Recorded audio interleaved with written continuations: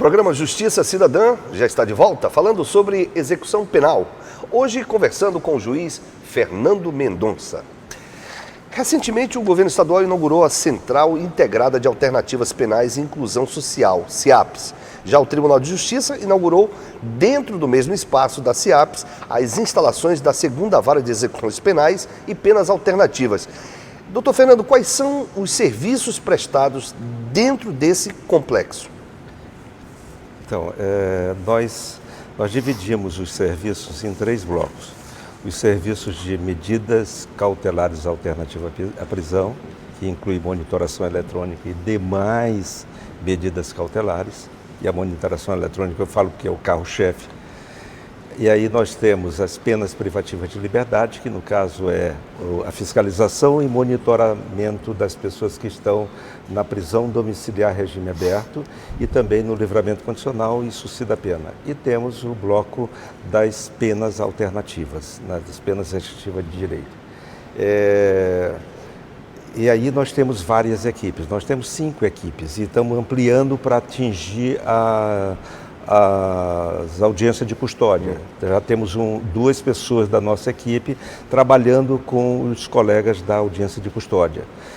É importante, eu vou fazer um parêntese rapidinho aqui, Sim. Porque é importante a gente ver o sistema, a gente vê a justiça e todo o sistema de justiça criminal como sistema mesmo, em que você, desde o momento em que a pessoa é presa até o momento em que ela sai na condição de egresso, já até 2 anos depois da extinção da pena, você possa ter a condição de trabalhar com essa pessoa para que ela não volte a delinquir.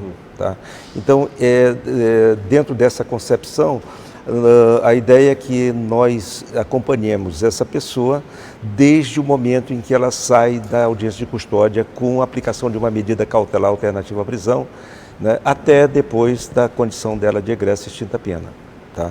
Aí o que ocorre? Nós temos as várias equipes. Uma equipe que está sendo já financiada, vai ser financiada pelo DEPEN, no convênio com o CNJ, para trabalhar diretamente com a central de custódia, a central de inquérito. Nós vamos ter uma outra equipe que já está também sendo entabulada com o DEPEN e CNJ para que a gente possa acompanhar o trabalho da monitoração eletrônica, as pessoas que estão com tornozeleira.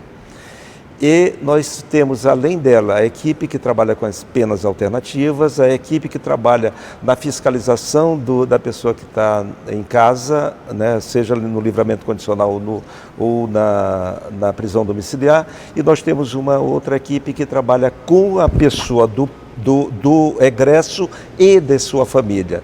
E egresso aí, quando a gente fala, essa equipe ela trabalha com egresso desde a hora em que ele sai, ou desde o momento que ele está dentro do presídio, porque a ideia é a gente trabalhar essa pessoa com a sua família a partir do presídio, para quando chegar aqui na hora da execução da pena, se ele for condenado, nós podermos ter uma condição de saber com quem a gente está trabalhando e como a gente pode ajudar essa pessoa encaminhando para as políticas públicas.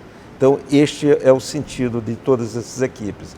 Nós estamos agora passando por um treinamento, estamos treinando mais de 20 técnicos, psicólogos, pedagogos, assistente social, são as equipes multidisciplinares que vão trabalhar com esse pessoal. Aí é para conhecer mais o perfil de cada... Para que eles saibam que cada um destes blocos de atividade, de pessoas que são monitoradas, tem especificidade, tem situações muito peculiares.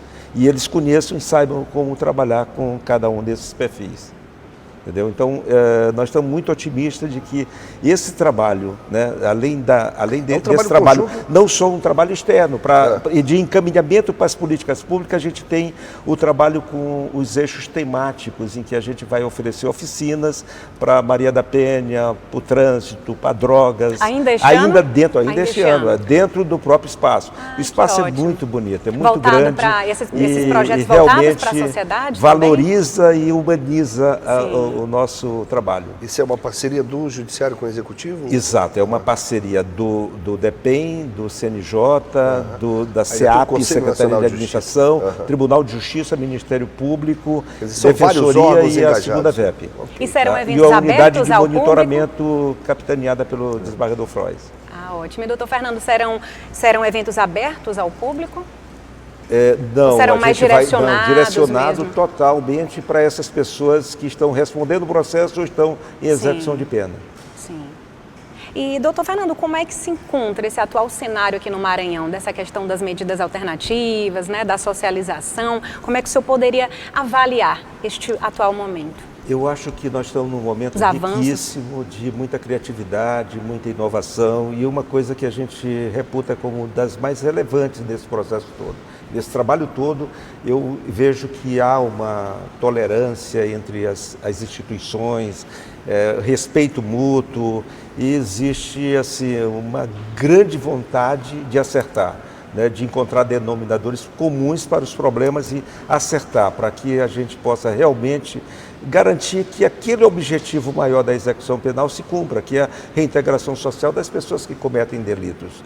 No mundo inteiro se comete delitos. E quanto maior é o ambiente favorável para o cometimento do delito, é óbvio que maior é o número de pessoas que cometem, né? Quanto mais desfavorável for, com a garantia de direito às pessoas, renda, trabalho, estudo, né, educação aí, então eu acredito que num ambiente desse a redução é muito grande. É o que ocorre no primeiro mundo, né? Sim, certo, né? Que bom, né, que o judiciário, né, as outras instituições estão acreditando, né, estão investindo nesse trabalho, nesse importante Esse trabalho em rede é fantástico, já viu? Todas essas organizações hoje trabalhando num só objetivo e cada qual cumprindo o seu papel. O juiz julga, decide, ele é independente para fazer, mas na parte que diz respeito à execução da pena, e é uma parte também muito administrativa que nós temos, às vezes nem o próprio judiciário conhece exatamente a execução penal.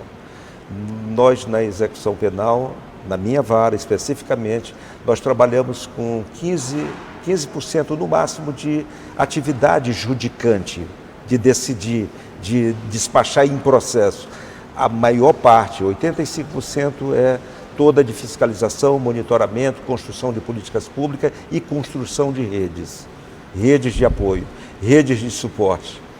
Certo. Então, doutor Fernando, para finalizar a nossa entrevista de hoje, como é que anda funcionando o programa Pacto Cidadão, da Segunda VEP?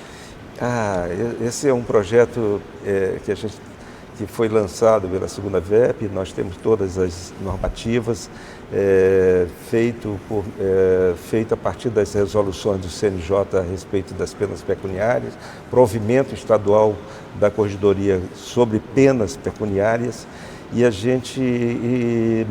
nós conseguimos, a nossa equipe montou um projeto em que nós atendemos numa determinada região, e a ideia é a gente permanecer mais uns 3 anos nessa região, trabalhando com as 100 famílias mais pobres de uma região que já é muito carente. Essas famílias foram mapeadas, nós conseguimos identificar, né, todas as situações de vulnerabilidade dentro dessas famílias e a gente conseguiu o apoio nessa região de 10 entidades, 10 organizações e criamos um projeto em rede. Ou seja, as 10 organizações que já trabalhavam conosco na pena pecuniária e na prestação de serviço à comunidade lá atrás, participando de projetos, agora elas se comprometeram não só de apresentar seus projetos, mas apresentar também um projeto em rede. E a metade do recurso destinado a essas organizações que trabalham em rede vai para o público-alvo da organização e a outra metade vai para o público-alvo dessas 100 famílias. E aí o que é de mais importante e interessante é que a junção de todas essas organizações com suas redes próprias termina crescendo o bolo de apoio a essas famílias. Que legal. E é uma das coisas muito interessantes, vai incentivando. Qual é a ideia? A ideia é fazer com que essas famílias, que são as mais vulneráveis, se tornem famílias fortalecidas para ajudar outras famílias que vão se tornar mais vulneráveis do que ela. Sim. E é interessante que nós estamos chegando num nível de organização. No começo, a Segunda VEP fazia muito trabalho para poder esses eventos acontecerem. Agora não. Nós tivemos um evento agora no domingo e nós participamos apenas com a presença praticamente. Quer dizer, foram eles que organizaram. Foram já as organizações montadas em eixos, eixo da saúde, eixo da educação, eixo da infraestrutura. Eles já começam a criar com as próprias pernas. Já assumindo isso. Sim. Qual é a ideia? A ideia é que no futuro eles repliquem em outro bairro que a gente também tem atuação. A ideia é a gente ir replicando para chegar à ilha inteira. Acabou é o sonho no futuro. incitando, instigando a população, né? Tá certo. Doutor, para a gente encerrar a nossa entrevista, eu gostaria que o senhor fizesse as suas considerações finais. Eu agradeço essa oportunidade. É importante que as pessoas compreendam o papel da justiça, né? Compreendam que as pessoas cometem crimes e muitas das vezes premidas pelas circunstâncias. E é importante que a gente entenda que existem situações e situações. O Rio só chegou, por exemplo, na situação que hoje está, porque não foi dada a atenção devida lá no começo. Tá? Eu tenho um autor, na década de 40, passou pelo Brasil e ele predisse assim: no dia que essa população dos morros descer para o asfalto, a coisa vai ficar muito ruim. E foi Em Bogotá, Cali, Medellín, eu vi Bogotá, vi a situação em Bogotá. Os morros foram invadidos pelo poder público, invadidos do bem, de uma forma positiva, pelo bem. E lá montados equipamentos públicos, criaram verdadeiras avenidas, abriram passagem para que a liberdade, para que a luz do dia pudesse iluminar todos. E é o que a gente deseja para o Rio de Janeiro e para todos os guetos que existem nesse país. Tá certo. Com certeza. Muito obrigada também, doutor Fernando, pela sua participação no nosso programa e parabéns ao senhor e a toda a equipe da 2ª Vara de Execuções Penais pelo belíssimo trabalho feito. Eu é que agradeço vocês pela essa oportunidade. É isso. Chega ao fim mais uma edição do Justiça Cidadã, uma produção do Judiciário Maranhense em parceria com a TV Assembleia. A gente se vê na próxima edição. Aproveite bem a sua semana.